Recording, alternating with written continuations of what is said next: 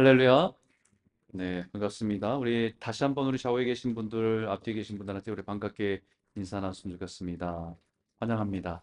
축복합니다. 네, 사랑합니다.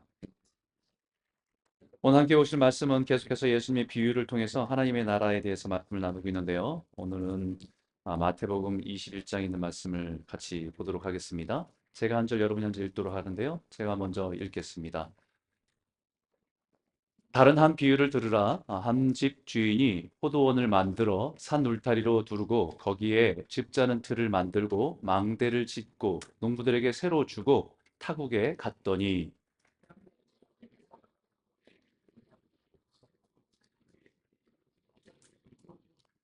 농부들이 종들을 잡아 하나는 심히 때리고 하나는 죽이고 하나는 돌로 쳤거늘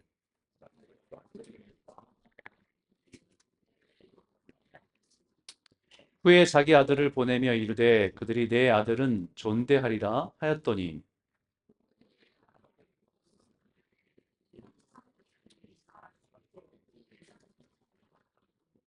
이에 잡아 포도원 밖에 내쫓아 죽였느니라.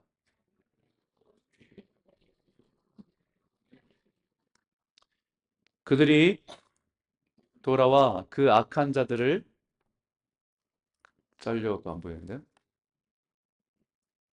네, 제가 읽겠습니다. 몇 절이죠? 46절? 41절?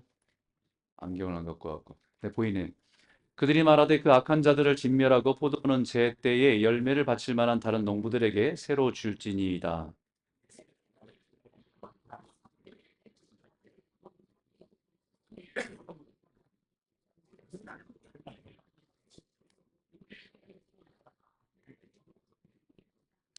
그러므로 내가 너희에게 이르노니 하나님의 나라를 너희는 빼앗기고 그 나라의 열매 맺는 백성이 받으리라.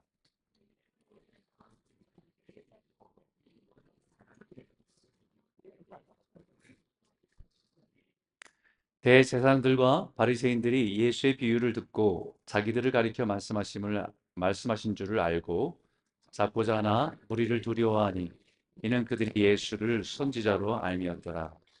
아멘. 부모가 되어서 자녀를 키우다 보면 자녀들이 한 배에서 태어났는데 참 기질과 성품들이 참 다르다는 것을 매번 느낍니다. 저희 집에도 세 자녀가 있는데 늘 신기해요. 어떻게 저렇게 다르지? 이렇게 생각 느낄 때가 있습니다. 한 번은 집안 현관 앞에 신발들이 어마어마하게 나와 있었습니다. 식구는 다섯 식구인데 신발은 거의 뭐 20켤레가 넘게 나와 있어요. 뭐 신천지도 아니고. 그래서 제가 나가면서 이거 신발 좀 정리해라 이렇게 얘기하고 나갔습니다. 그랬더니 그 중에 한 명이 네 그리고 그렇게 대답을 했어요.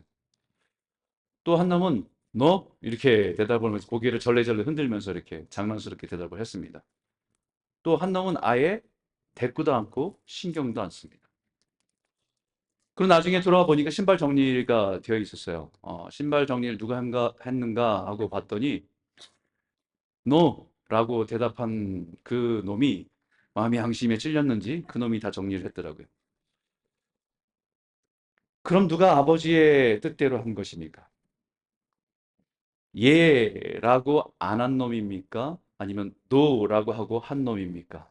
아니면 아예 무시하고 대답을 안 했기 때문에 나는 책임이 없다고 생각하는 그 놈입니까?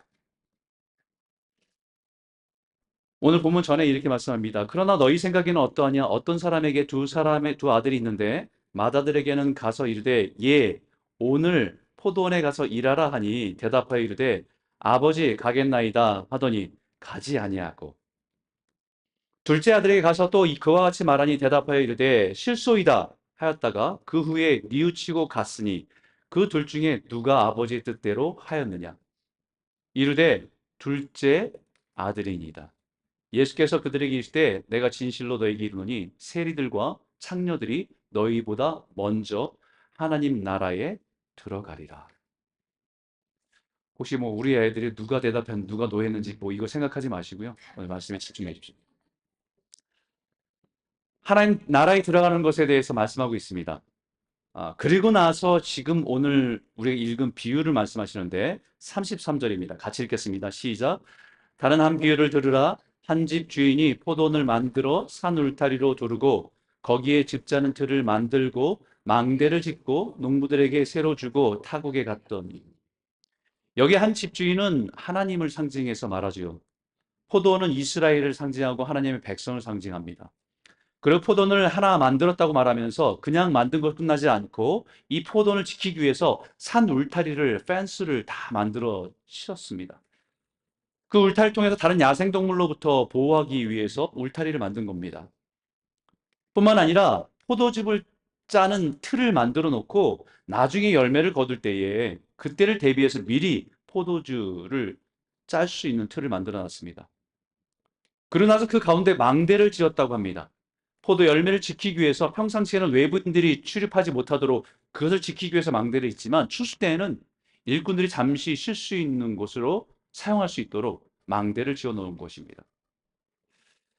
이것은 하나님께서 이 세상에 창조하시고 모든 만물을 만드신 것에 대해서 말씀하고 있는 겁니다. 비유적으로. 창조하시면서 보시기에 좋았더라. 보시기에 좋았더라. 모든 만물이 하나님의 선하심을 다 드러내고 있어요. 하나님의 형상을 지음받은 사람도 하나님의 형상 속에서 하나님의 아름다움을 보여드리며 그 영광을 나타내게 창조하셔서 너무 아름답다라고 말씀하시는 겁니다. 그러고 나서 하나님의 형상을 지음받은 사람에게 이 모든 만물을 잘 관리해 달라고 부탁하셨어요. 이 관리라고 하는 것은 자기 마음대로 이것을 사용하라는 얘기가 아니라 주인인 하나님의 뜻이, 하나님의 영광이, 하나님의 선하심이 잘 드러나는 모습들로 지켜달라고 부탁하신 겁니다. 이 땅을 창조하신 하나님께서 대신해서 청지기로서 하나님의 형상을 닮은 사람들은 청지기로서 이 땅에 살아가는 겁니다. 농부들에게 포도를 맡기신 것처럼 우리들에게 이 땅에 하나님의 선하심과 영광을 드러내도록 우리에게 맡기신 겁니다. 그래서 첫 번째 우리에게 나누고 싶은 주제는 우리는 하나님을 위한, 하나님 나라를 위한 청지기로 부르심 받았다는 것을 잊어서는 안 됩니다.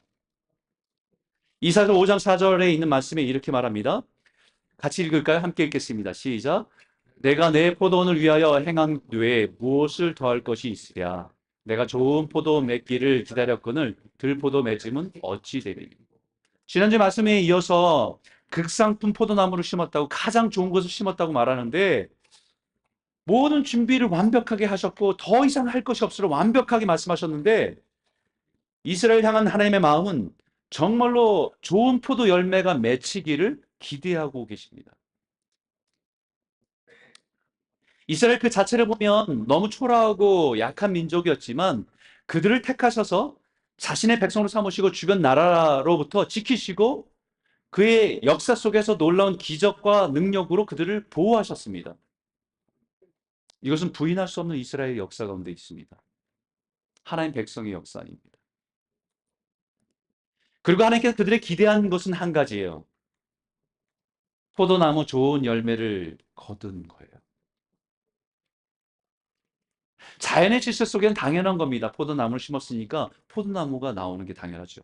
그런데 자연 질서가 아니라 이 창조 질서 속에서는 이것이 어그러졌어요. 극상품 포도나무를 심었는데 들포도가 맺히기 시작합니다. 이사도 5장 7절 이렇게 말합니다. 무릇 만군의 여호와의 포도원은 이스라엘 족속이요 그가 기뻐하시는 나무는 유다 사람이라. 그들에게 정의를 바라셨더니 도리어 포악이요 그들에게 공의를 바라셨더니 도리어 부르짖음이었도다라고 말합니다. 하나님 백성다운 열매, 하나님의 형상을 지음받은 우리 삶 속에서 하나님의 영광이 드러나고 하나님의 선하심 드러나기를 원하시는데 그 선하심과 영광이 드러나지 않고 이상한 것들이 맺히는 겁니다. 하나님의 성품인 정의와 공의가 드러나길 원하는데 오히려 포악과 부르짖음이 드러난다고 합니다. 하나님 대신에 하나님의 성품이 드러나서 정의와 공의가 강물처럼 흘러가길 원하는데 이 세상에는 살육이고 옳은 일을 기대하고 기대하고 들었는데 희생당한 사람들의 울부짖음이 들리는 세상이 되었다라고 얘기합니다. 그리고 점점 추수할 때가 돼서 이제 주인의 뜻을 전하도록 자기의 종들을 그들에게 보냈다라고 말해요. 오늘 본문의 33절과 34절, 36절에 열매 거둘 때에 가까우니 그 열매를 받으려고 자기 종들을 농부들에게 보내니 농부들이 종들을 하나 잡아 하나는 심히 때리고 하나는 죽이고 하나는 돌로 쳤거늘 다시 다른 종들을 처음보다 많이 보내니 그들에게도 그렇게 하였는지라. 이것은 이스라엘 역사 속에서 이스라엘 향한 하나님의 간절한 마음이 담겨져 있는 일들입니다. 이스라엘 백성들을 영적으로 깨우기 위해서 수많은 선지자들을 보내셨죠. 우리 성경을 읽으면서 많은 선지자들의 이야기를 읽게 됩니다. 엘리야를 보내면서 네가 가서 하나님의 능력이 얼마나 대단한지 여전히 살아계심을 보여줘라. 바알 선지자들과 그 싸움에서 살아계신 하나님을 하늘에서 불이 내려 그 제단을 불태우는 놀라운 일을 행하면서 하나님이 살아계심을 그 능력을 보여주었습니다. 그럼에도 불구하고 이스라엘 백성들은 돌이키지 않습니다. 예레미야 선지자를 보내서 네가 좀 눈물로 좀 호소해 보라고. 그들을 향해서 하나님의 마음을 가지고 울면서 애통해하면서 그들에게 하나님의 마음을 전했지만 오히려 때리고 조롱하고 얼마나 답답하셨는지 그 다음에는 호세아 선지를 보내서 네가 이번에 창녀와 같은 고멜과 결혼해라. 그리고 방탕한 여인을 끝까지 사랑하기 위해서 몸부림치는 너의 모습을 사람들이 다 보게 하고 그것이 이스라엘 백성들을 향한 하나님의 마음인 것을 보여줘라고 호세아 선지에게 그의 인생을 다 망가뜨리면서 그를 보내셨습니다. 그러나 그들은 거절하고 외면합니다. 수많은 선지자들에게 주인의 마음을 뜻을 전했지만 거절하고 거부했습니다. 세례연을 보내서 추수의 때에 열매를 거둬야 될 때에 가까움을 선포하지만 결국은 그것마저도 거부하고 세례 요한을 헤롯의 손에서 목이 잘리는 참수당하는 비극적인 죽음을 맞이하게 돼요. 이게 이스라엘의 역사입니다. 그럼에도 불구하고 하나님께서는 포기하지 않으시고요. 하나님 가장 귀한 최고의 것을 보내십니다. 그 최고의 것이 37절인데 우리 37절에 있는 말씀 같이 한번 읽어볼까요? 함께 읽겠습니다. 시작. 후에 자기 아들을 보내며 이르되 그들이 내 아들은 존대하리라 하였더니 마지막으로 그래서 자기 아들을 보내면 그래도 그의 말은 듣고 존대하지 않을까 그 마음으로 보냅니다. 이 존대하리라 이 말은 영어로는 리스펙트라고 번역되어 있는데 원래 언어는 엔트라 페손타이라는 단어예요. 뭐냐면 인 트레포 안에서 방향을 바꾸다라는 뜻입니다. 인사이드 안에서 가던 길을 자신이 살아가던 방향을 바꾸게 되는 것을 기대한 거예요. 마음의 태도를 바꾼다는 얘기입니다. 주인의 마음과 뜻을 거부하던 마음을 바꾼 태도로 나오기를 원하셨다는 것입니다. 포도원의 주인은 자신의 아끼는 아들을 보내면 그래도 그 마음을 돌이키지 않겠는가 하는 마음으로 독생자 아들 예수를 보내셨다는 거예요. 예수님께 세례 요한에게 나아가서 세례를 받을 때에 성령의 비둘기같이 임하고 하늘에서는 이는 내 사랑하는 아들이요 내 기뻐하는 자라라는 하늘의 소리가 들렸습니다. 이 소리는 세례를 베풀 때 세례 요한만 내적으로 영적으로 들은 소리가 아니라 그 자리에 세례를 보고 있던 모든 사람들이 들을 수 있는 하늘에서 들려지는 소리였습니다.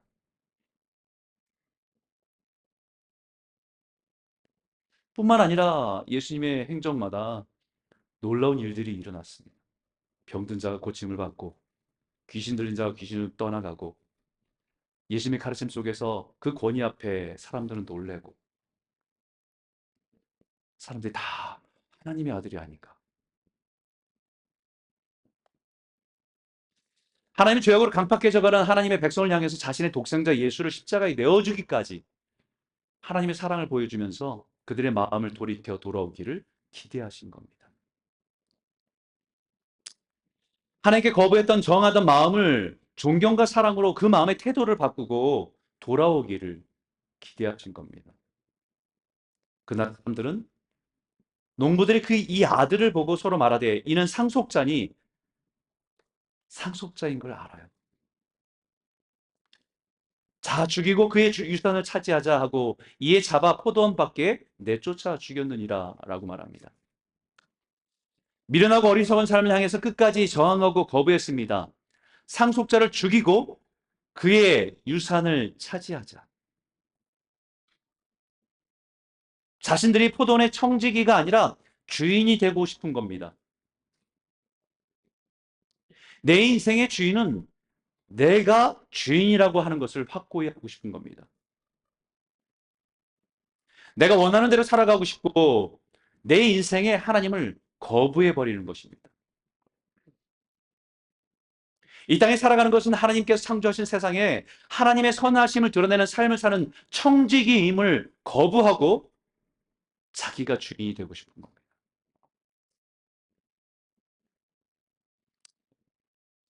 수없이 하나님께서는 그들의 인생에 찾아오셔서 말씀하셨습니다. 이건 이스라엘 백성들의 역사가 아니고 우리들의 인생의 역사이기도 해요. 때로는 내가 가장 사랑하는 사람을 통해서 하나님의 메시지를 듣게 하신,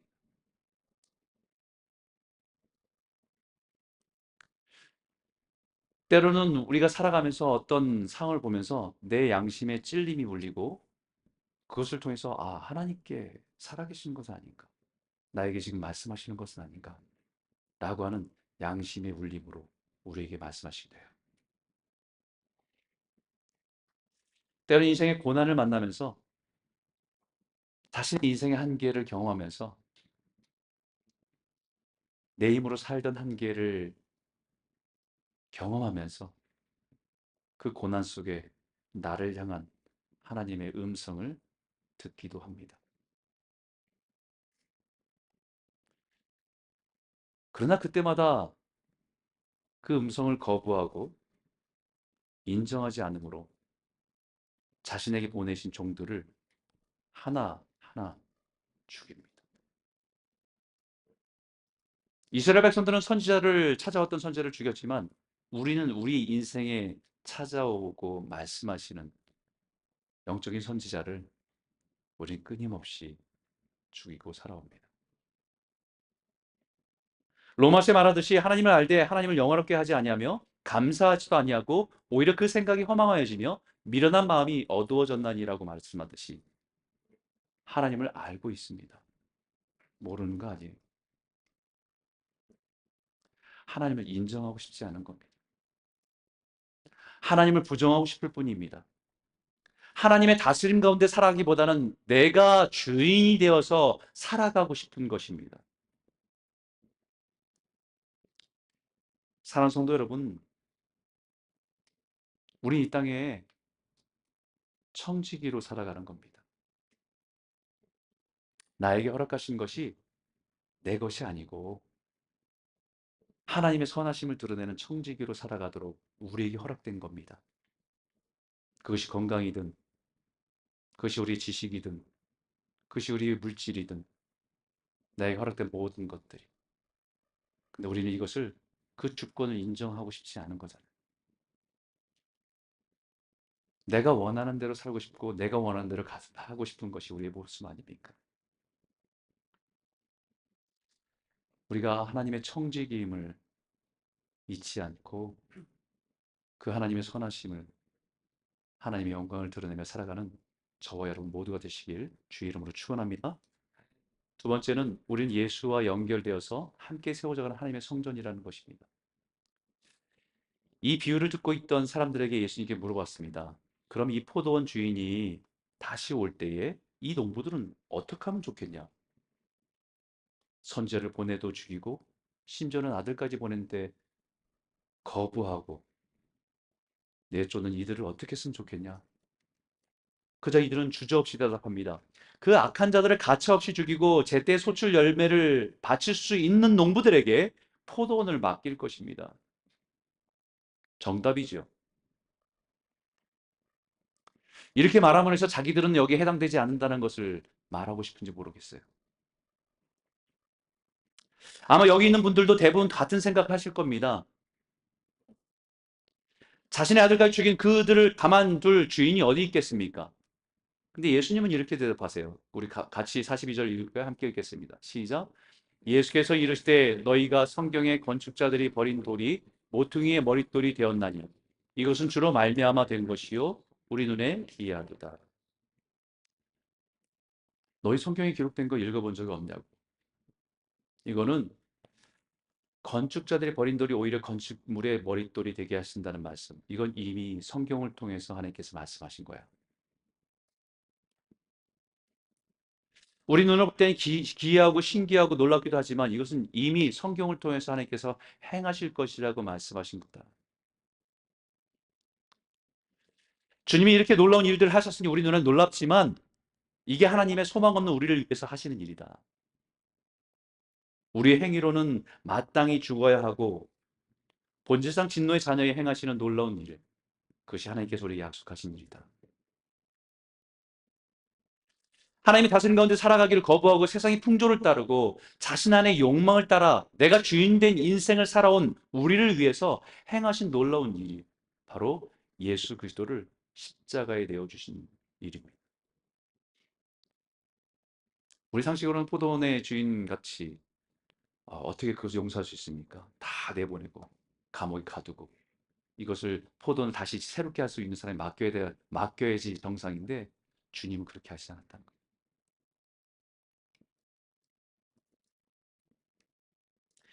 예수님은 건축자들의 버린 돌이라고 합니다.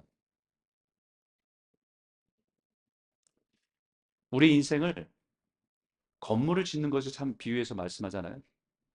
집을 짓는 것처럼 얘기합니다. 건축자들의 버린 돌, 예수님을 가리켜서 건축자들의 버린 돌이라고 얘기해요. 무엇을 건축하는 사람들일까요?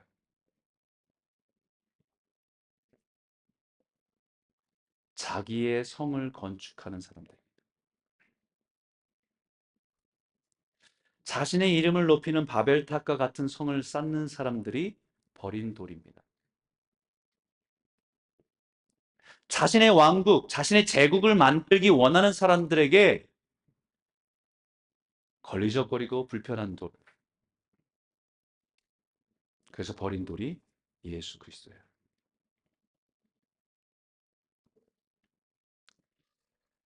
내가 주인이 되어서 내 인생을 살아가고 싶은 사람에게 불편한 분이 예수님.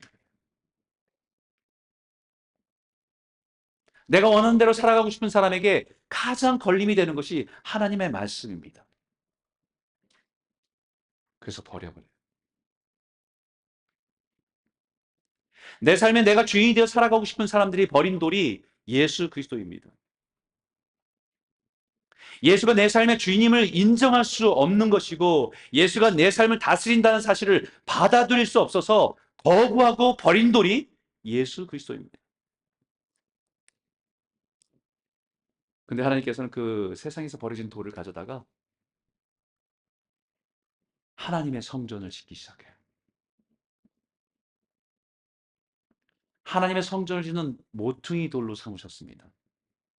기초석이죠. 하나님 나라를 세워가는 가장 기초가 되는 모퉁이 돌로 삼으셨다는 것입니다. 이 모퉁이 돌은 건물의 시작이기도 하지만 건물을 지지하는, 건물을 받치고 있는 돌입니다. 다른 돌들은 이 돌에 붙여서 모양에 맞게 붙여서 지어져 가는 것이 성전이라고 말합니다. 우리 에베소 2장 19절서부터 22절 같이 한번 읽어볼까요? 함께 읽겠습니다. 시작. 너희는 사도들과 선자들의 터위에 세우심을 입은 자라 그리스도 예수께서 친히 모퉁이 돌이 되셨느니라. 그의 안에서 건물마다 서로 연결하여 주 안에서 성전이 되어가고 너희도 성령 안에서 하나님이 거하실 처소가 되기 위하여 그리스도 예수와 안에서 함께 지어져 갑니다. 우리는 예수가 모퉁이 되어 주신 성전으로 함께 지어져 가는 것이 교회이고 우리의 성도의 삶이라고 말하고 있는 거예요. 이 모퉁이 돌은 갑자기 뜬금없는 것이 아니라 선지자들과 사도들이 이미 전하고 있는 말씀 위에 서 있는 돌이에요. 그 말씀의 터 위에 가장 기초가 되는 예수는 주, 예수는 왕, 예수는 구원자, 예수는 하나님의 아들, 예수는 영원한 생명이심을 믿는 그 모퉁이 돌이 우리의 신앙의 가장 기초입니다.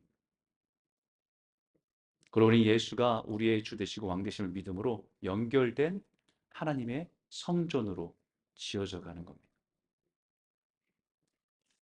베드로전서 2장에 이런 말씀이 있습니다. 사람에게는 버림받았으니 하나님께는 택하심을 입은 보배로운 산돌이신 예수께 나아가 너희도 산돌같이 신령한 집으로 세워지고 예수 그리스도로 말미암아 하나님이 기쁘시게 받으실 신령한 제사를 드릴 거룩한 제사장이 될지니라.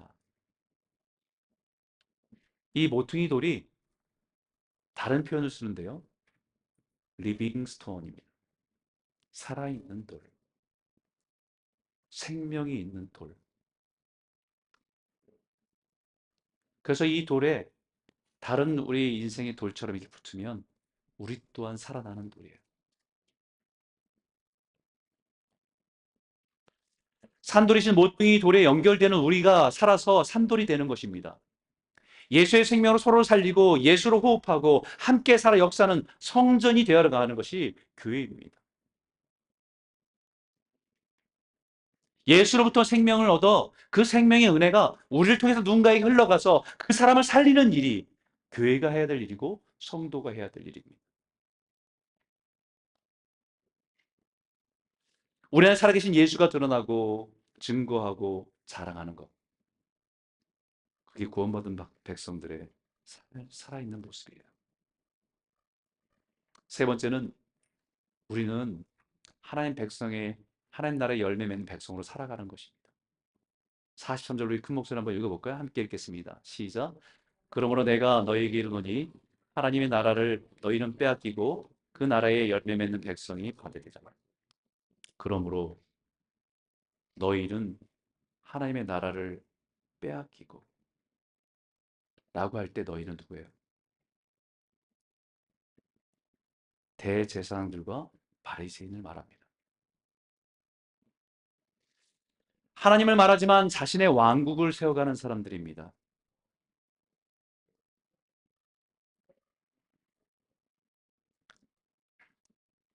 하나님을 가르치지만 자기의 왕국을 세워가는 사람들이에요.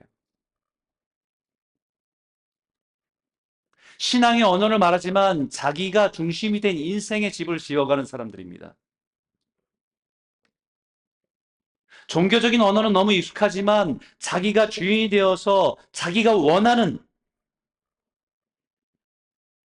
자기 인생의 집을 지어가는 사람들이에요. 수많은 선자들이 말씀을 거부하고 평안하다 평안하다 외치며 거짓 평안을 팔았던 사람들입니다.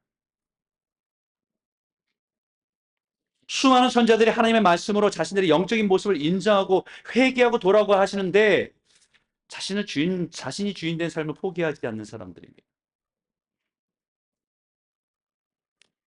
자신들에게 맡겨진 모든 것이 하나님 나에게 맡겨주신 청지기의 삶을 살아가야 되는데 자신이 주인인 것을 포기하지 못하는 사람.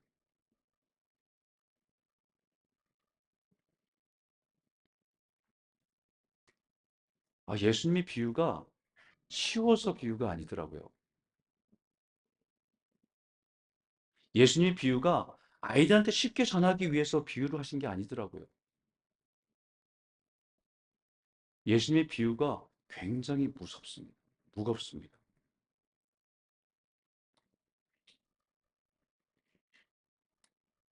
그러면 하나님의 나라를 받는 사람이 누굽니까? 하나님의 나라의 열매를 맺는 백성이라고 말해요. 예수님을 나의 구주 삼고 그 다스림 가운데 열매를 맺어가는 사람. 이미 하나님 나라가 그 안에 시작되어서 하나님 다스림 가운데 열매를 맺어가는 사람들입니다. 이미 예수를 나의 삶의 기초로 삼고 그 모퉁이 돌을 내 삶의 중심으로 삼아서 자신의 인생을 꾸려가는 사람들입니다. 예수님이 내 인생의 모퉁이 되어주고 내 인생의 모든 부분들이 거기에 맞게 주권을 인정해드리며 그 안에서 살아가는 사람들입니다.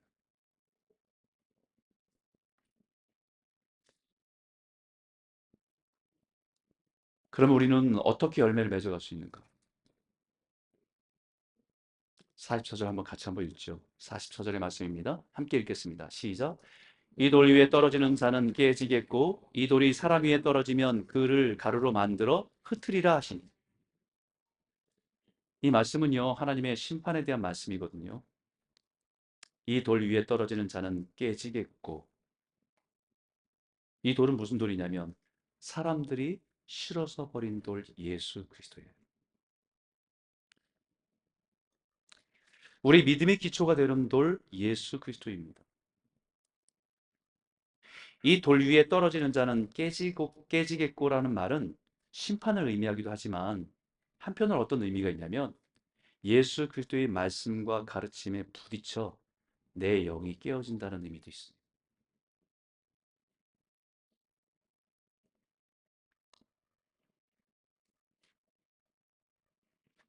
하나님의 말씀이 내 심령을 강타해서 내 고집스러운 자아가 깨지는 거예요.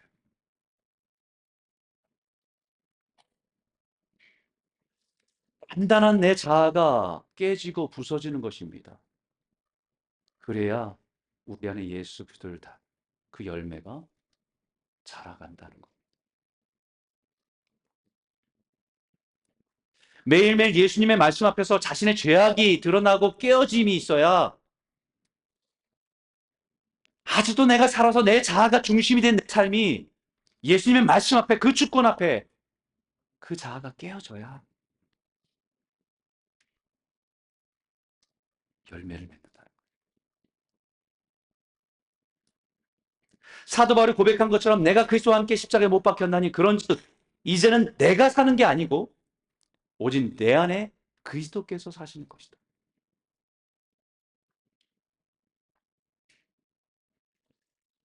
우리가 하나님 말씀 앞에 서면 그 말씀이 우리 자아를 깨뜨립니다. 우리 견고한 고집을 깨뜨려요. 우리의 완고함을 깨뜨립니다. 우리 딱딱해진 마음들을 깨뜨려요. 때로는 그것이 고통스럽지만 그게 우리가 사는 길이에요.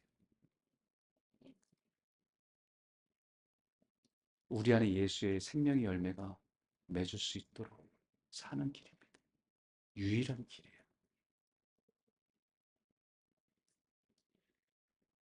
예수님께서 우리 안에 열매 맺게 하시는 방법은 오늘 본문에 있는 말씀을 의거하면요.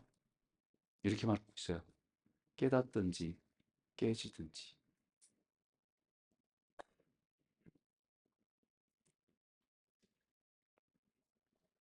하나님의 말씀이 내 심령을 울려서 깨달으며 마음을 돌이키고 주께로 나아가든지 아니면 끝까지 고집스럽게 있다가 어느 인생의 한계에 부딪히면서 실패하든지 아니면 병들든지 자신의 인생의 한계에 부딪히면서 그 고통 속에 깨지면서 하나님께 돌아오든지. 목회를 하면서 보니까 이 두 길밖에 없더라고요. 많은 사람들이 밀어내서 깨져야 돌아온 분들이 많아요. 그나마 그렇게 깨져 돌아오면 다행이죠. 축복이죠. 조지 밀러라고 하는 기도의 사람을 알려진 사람이 있습니다. 그분의 별명이 5만 번 이상 기도를 응답받은 사람. 늘 이렇게 수식어가 붙을 때마다 이 카운트했나 진짜 해봤나 이런 생각이 드는데 그만큼 뭐 기도 응답을 많이 받고 살았다는 사람이죠. 뭐 실질적으로 뭐 2천 명이 넘는 고아들을 먹이고 입히고 수십 년간 그렇게 해왔으니까 돈도 없이 기적이 아니고는 할 수 없는 거잖아요. 만 개의 고아원들을 계속해서 서포트하며 도우면서 그 많은 사람들을 도왔으니까 하나님의 능력과 역사 없이는 불가능한 일입니다. 근데 그 일이 그분의 이야기가 사람들한테 소개되고 알려지면서 많은 사람 어떤 사람이 찾아가서 그에게 물어봤어요. "어떻게 그렇게 놀라운 능력의 삶을 살 수 있냐."고 "어떻게 그 많은 기적과 능력이 당신의 삶 가운데 있었냐."고 물어보니까 그분이 하는 얘기는 단순했습니다. "능력이라뇨. 제게는 죽음만이 있었을 뿐입니다." 자기는 능력이 나타나는 게 아니라 매일매일 하나님 말씀 앞에 내가 죽고 내 안에 예수가 사는 삶.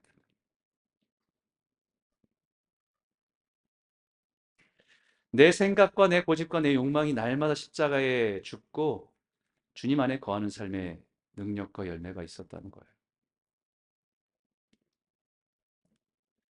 우리 믿음의 반석이신 예수 그리스도의 그분의 말씀 앞에서 우리가 날마다 죽을 때 그 말씀이 미랄이 돼서 우리 안에 열매를 맺는 겁니다. 그 말씀 앞에 깨어짐이 있을 때 우리 안에 생명의 열매가 자라기 시작합니다. 그렇게라도 깨어져서 주님께 돌아오면 다행이에요. 축복이죠. 그러나 마지막까지 그 완고함과 고집스러움을 깨뜨리지 않고 살아가면 마지막 날에 그 돌이 그 사람 위에 떨어집니다. 마태복음 12장 48절인데 같이 한번 읽어보겠습니다. 함께 읽겠습니다. 시작. 나를 저버리고 내 말을 받지 아니하는 자를 심판할 이가 있으니 곧 내가 한 말 이 마지막 날에 그를 심판하리라. 하나님 말씀 앞에 우리의 거짓된 자아가 깨지든지 아니면 그날 마지막 날에 바로 그 말씀이 우리를 심판한다. 하나님 말씀으로 부서져 가루가 된다는 말씀입니다. 그러나 그 깨어짐을 거부하고 피하고 살아가면 이 돌이 사람 위에 떨어질 때를 만납니다. 그때는 가루가 되어서 흩어버리신다는 말씀. 이것은 심판의 때를 말합니다. 그때는 예수 그리스도는 우리의 심령을 깨뜨리고 우리의 고집을 깨뜨리고 우리의 죄악된 성품을 깨뜨리는 돌이 아니라 우리의 머리, 우리의 존재 위에 떨어질 때 아무것도 남지 않습니다. 34절에 이렇게 말합니다. 오늘 비유의 중심에 열매를 거둘 때가 가까우매 그 열매를 받으려고 자기 종들을 농부들에게 보내니 때가 가까우매 하나님의 때가 가까우매 추수의 때가 열매를 보려고 추수할 때가 가까이 오고 있음을 알리는 겁니다.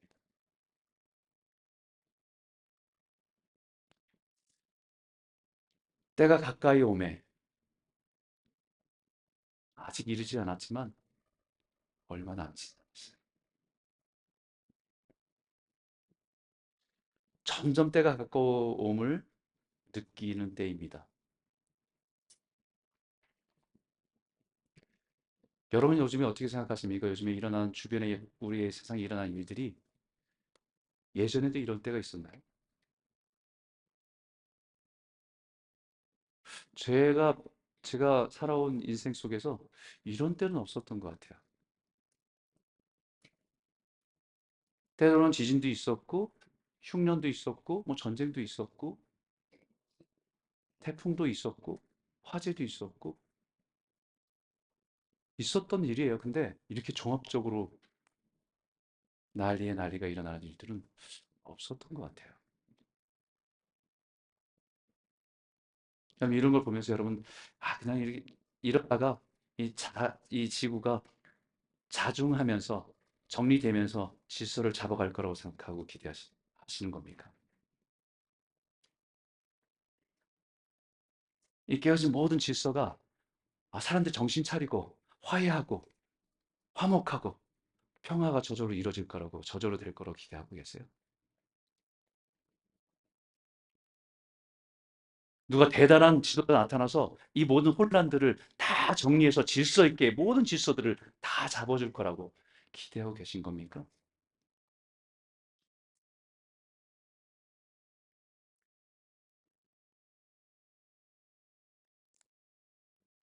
주님이 약속하신 추수의 때에 다가가고 있어요.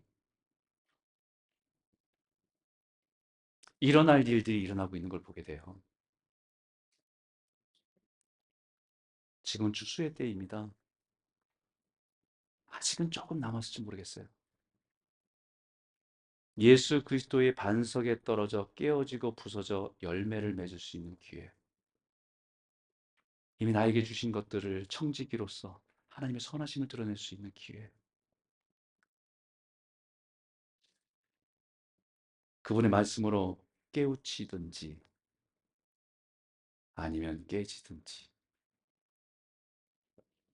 그렇지 않으면 산산이 부서집니다. 사랑하는 성도 여러분, 저도 이런 무거운 설교는 하고 싶지 않거든요. 근데 부정할 수 없는 시대를 살아요. 우리 하나님의 사랑을 예수님의 십자가를 통해서 보시기를 바랍니다. 이미 포기하고 그 포도의 농부들을 내쫓고 새로운 사람을 찾아가야 된다는 것이 일반적인 대답이지만, 주님께서는 우리를 향해서 예수를 보내주셨잖아요.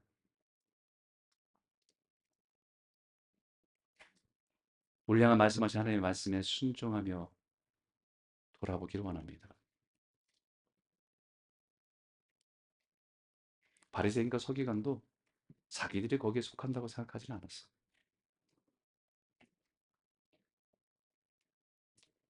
예수의 생명이 드러나는 생명의 열매가 저와 여러분의 삶에 조금이라도 맺히고 그 열매를 가지고 주님을 맞이하는 저와 여러분 모두가 되시길 주의 이름으로 축복합니다. 기도하겠습니다.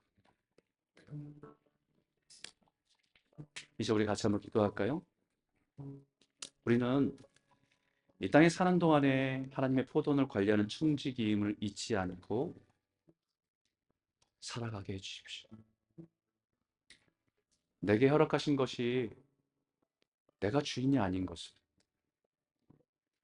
하나님의 청지기인 것을 기억하면서 하나님의 선하심을 드러내는 자로 살아갈 수 있도록 우리 사용해 주시기 원합니다. 다시 하나님 말씀의 터 위에서 예수 그리스도를 중심으로 그것을 모퉁이 돌 삼아 우리의 삶이 연결되어지고 질서가 있어지고 하나님의 거룩함을 드러내는 성도로 살아갈 수 있도록 도와주십시오. 예수 그리스도의 중심으로 믿음의 가정과 교회를 세워가게 하여 주시옵소서. 추수때가 가까이 옴을 알아 추수할 일꾼으로 순종하게 하시고 주님 앞에 설 때에 삶의 열매, 믿음의 열매, 복음의 열매를 가지고 주 앞에 나아갈 수 있도록 우리를 사용하여 주실 줄 믿습니다. 같이 한번 기도할까요? 함께 기도하겠습니다. 하나님 아버지 감사합니다. 하나님 아버지 은혜의 말씀, 주님께 말씀하셨나니